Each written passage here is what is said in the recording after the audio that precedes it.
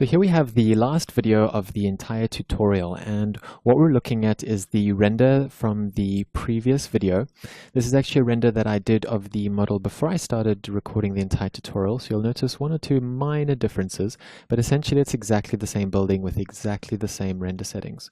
So all I'm going to do, instead of recreating this entire Photoshop file, which would take probably another 4 or 5 videos, I'm going to shorten it by just showing you the original render and then each of the layers and how those layers add onto the image to create the final effect of the sky and a bit of blurriness around the horizon and a bit of lighting correction.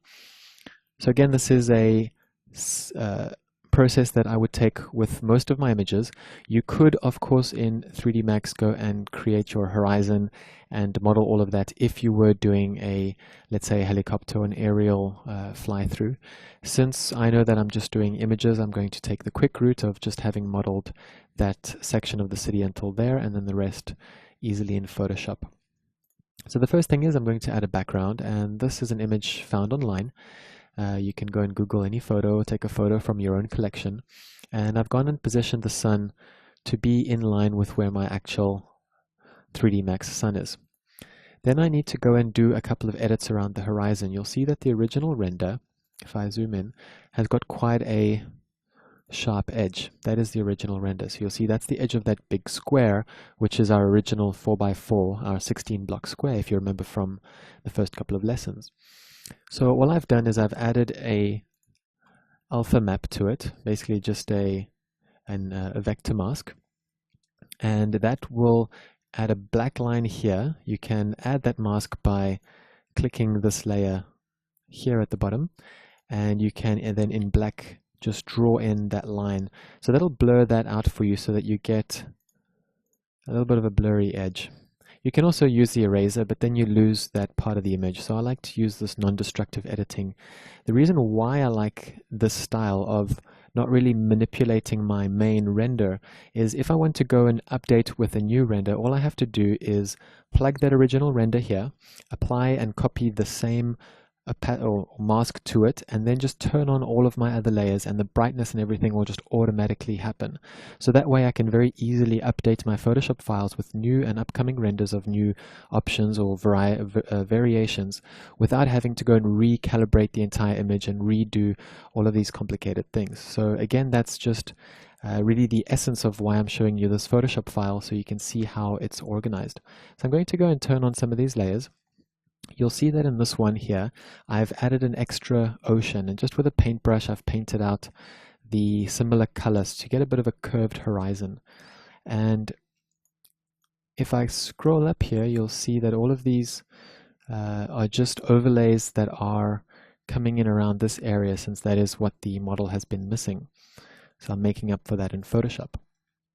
So just have a look at the original layers here. We have this one being a normal, this one being normal as well, and then this one here is actually overlay.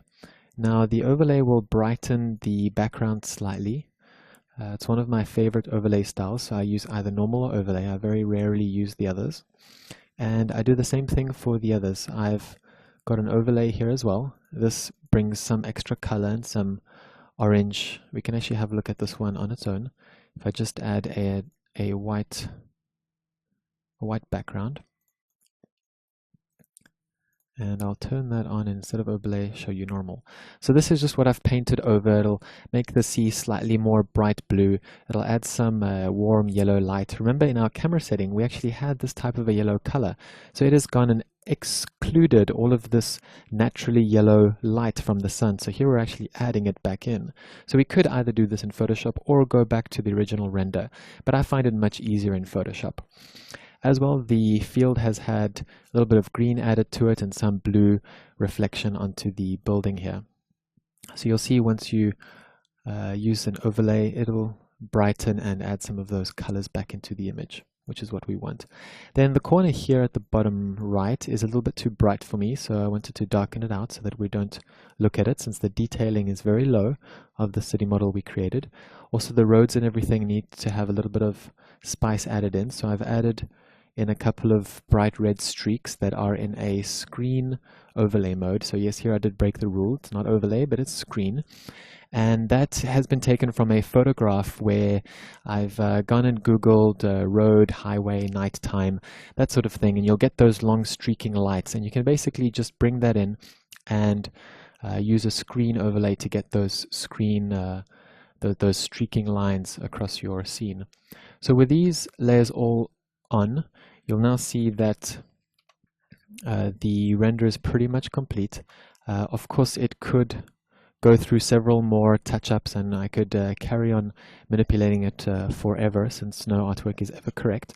But the main thing that I wanted to show you is how none of the renders, the original renders, are actually changed, or they're literally left in their original render state, so that I can easily update that image. And I also like to leave my layers all quite separated so that I can turn them on and off or delete them. So that giving me the flexibility in my Photoshop workflow. And that basically brings us to the end. So in this lesson, we've learned about the Photoshopping, about the workflow of not destroying your original render so that you can easily update it with new ones. And over the entire lesson, one of the main things that I've been trying to get across to you is to take as many shortcuts as you can and just do things the quick and simple way until you absolutely have to add the detail. I know it's fantastic to use really complicated modeling techniques and splines and meshes and everything, and things that can become incredibly complex, and we can use very complex materials and have $10,000 computers rendering it all. There's no problem there, but being able to get an image like this out to a client in, let's say, 24 hours, that is something that very few people can do. And mainly the reason why they can't is because their workflow is taking them through a very complicated route. So what I've shown you throughout this entire video is just how to take those shortcuts, how to use simple objects, simple splines, how to have all of your facades as one object, all of your balustrades as one object, all of your slabs as one object, and just treat each one of those as one group that you can then manipulate and edit.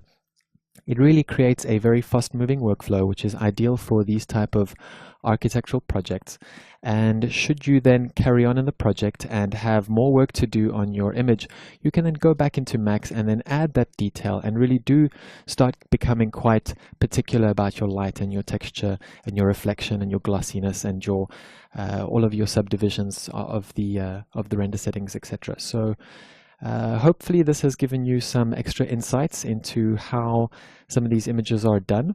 I hope that you at least understand that certain shortcuts have been taken, and I know that, for instance, the buildings are not at their optimum and everything, but hopefully you see the reason why we do things in this crude, quick way is because in the end we still get that image out, we get it out quickly, and it's really the message that the image conveys which is the most important, as opposed to the actual render settings or the material settings or those things, which at the end of the day the client is really looking for that message to speak and not have your lights rendering exactly to the lux levels that the actual building will be providing.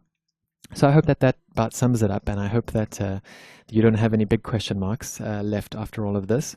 And I really do hope that you've enjoyed it. It's been a fantastic experience for me to do the entire recording for you and take you through this entire process from A to Z. And I'm looking forward to doing other ones with you in the future, and hopefully you will take away some of these key techniques, tips, and be able to really improve your future projects and whip them up in double or triple or 5 times the speed, and have your render times cut down significantly as well. So that's all from me. I will let you get on with your work and your day, and thank you very much for listening. Goodbye.